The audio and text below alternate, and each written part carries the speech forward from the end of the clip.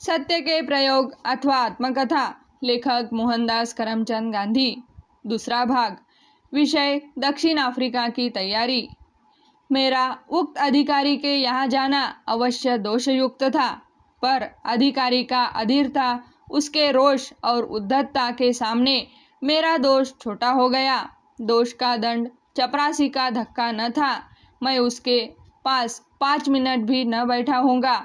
उसे तो मेरा बोलना भी असह्य मालूम हुआ।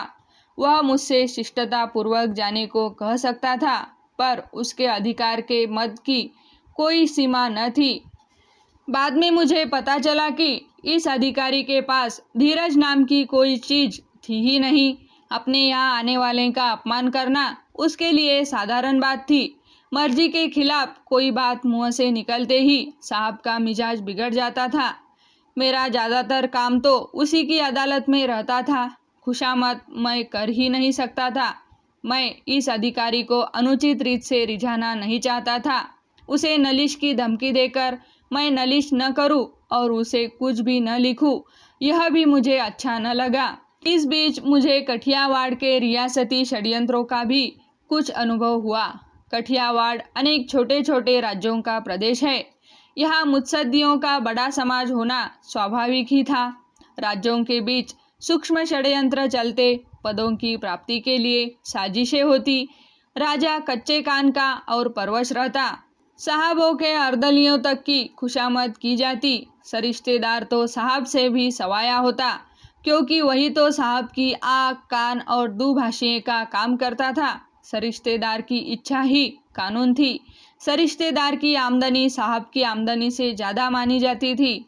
संभव है इसमें अतिशयोक्ति हो, पर सरिश्तेदार के अल्प वेतन की तुलना में उसका खर्च अवश्य ही अधिक होता था। यह वातावरण मुझे विष सा प्रतीत हुआ। मैं अपनी स्वतंत्रता की रक्षा कैसे कर सकूंगा, इसकी चिंता बराबर बनी रहती। मैं उदासीन हो गया। भाई ने मेरी उदासीनता देखी। एक विचार यह आया कि कहीं नौकरी कर लूँ तो मैं इन खटपटों से मुक्त रह सकता हूँ, पर बिना खटपट के दीवान का या न्यायाधीश का पद कैसे मिल सकता था। वकालत करने में साहब के साथ का झगड़ा बाधक बनता था। पोरबंदर में एडमिनिस्ट्रेशन नाबालिगी शासन था। वहाँ राणा साहब के लिए कुछ सत्ता प्राप्त करने का प्रयत्न करना था। मेर लोगों से लगान उचित से अधिक वसूल किया जाता था। इसके सिलसिले में भी मुझे वहाँ एडमिनिस्ट्रेटर से मिलना था। मैंने देखा कि एडमिनिस्ट्रेटर यद्यपि हिंदुस्तानी है, तथापि उनका रौब दाब तो साहब से भी अधिक है। वे होशियार थे, पर उनकी होशियारी का लाभ जनता को अधिक मिला हो, यह मैं देख न सका। राणा साहब को थोड़ी सत्ता मिली, कहना होगा कि मेर लोगों को तो कुछ भी न मिला। उनके मामले की पूरी जांच हो, ऐसा भी मैंने अनुभव नहीं किया। इसलिए यहाँ भी मैं थोड़ा निराश ही हुआ। मैंने अनुभव किया कि न्याय नहीं मिला। न्याय पाने के लिए मेरे पास कोई साधन न था। बहुत करे तो बड़े साहब के सामने अपील की जा सकती है, वे राय देंगे। हम इस मामले में दखल नहीं दे सकते। ऐसे फैसलों के पीछे कोई कानून कायदा हो, तब तो कुछ आशा भी की जा सके, पर यहाँ तो साहब की मर्जी ही कानून है। मैं अकुलाया। इसी बीच भाई के पास पोरबंदर की एक मेमन फर्म का संदेशा आया। दक्षिण अफ्रीका में हमारा व्यापार है, हमारी फर्म बड़ी है, वहाँ हमारा एक बड़ा मुकदमा चल रहा है। 40,000 पाउंड का दावा है। मामला बहुत लंबे समय से चल रहा है। हमारे पास अच्छे से अच्छे वकील बैरिस्टर है।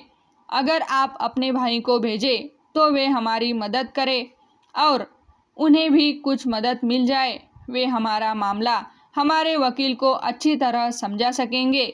इसके सिवा वे नया देश देखेंगे और कई नए लोगों से उनकी जान पहचान होगी। भाई ने मुझसे चर्चा की। मैं इस सब का अर्थ समझ न सका।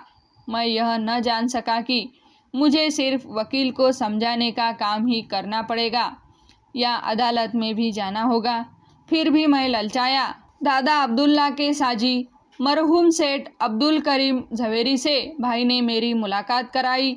सेठ ने कहा, आपको ज़्यादा मेहनत नहीं करनी होगी। बड़े बड़े साहबों से हमारी दोस्ती है। उनसे आपकी जान पहचान होगी। आप हमारी दुकान में भी मदद कर सकेंगे। हमारे यहाँ अंग्रेजी पत्र व्यवहार बहुत होता है, आप उसमें भी मदद कर सकेंगे। आप हमारे बंगले में ही रहेंगे, इससे आप पर खर्च का बिल्कुल बोझ नहीं पड़ेगा। मैंने पूछा, आप मेरी सेवाएं कितनी समय के लिए चाहते हैं? आप मुझे वेतन क्या देंगे? हमें 1 साल से अधिक आपकी ज़रूरत नहीं रहेगी। आपको पहले दर्जे का मार्गव्य देंगे और निवास तथा भोजन खर्च के अलावा 105 पाउंड देंगे। इसे वकालत नहीं कह सकते, यह नौकरी थी, पर मुझे तो जैसे भी बने हिंदुस्तान छोड़ना था। नया देश देखने को मिलेगा और अनुभव प्राप्त होगा, सो अलग। भाई को 105 पाउंड भेजूंगा तो घर का खर्च चलाने में कुछ मदद होगी। यह सोचकर मैंने वेतन के बारे में बिना कुछ झिकझिक किए ही सेठ अब्दुल करीम का प्रस्ताव स्वीकार कर लिया और मैं दक्षिण अफ्रीका जाने के लिए तैयार हो गया। यह प्रयास अच्छा लगे तो चैनल को सब्सक्राइब, लाइक और शेयर करें। धन्यवाद।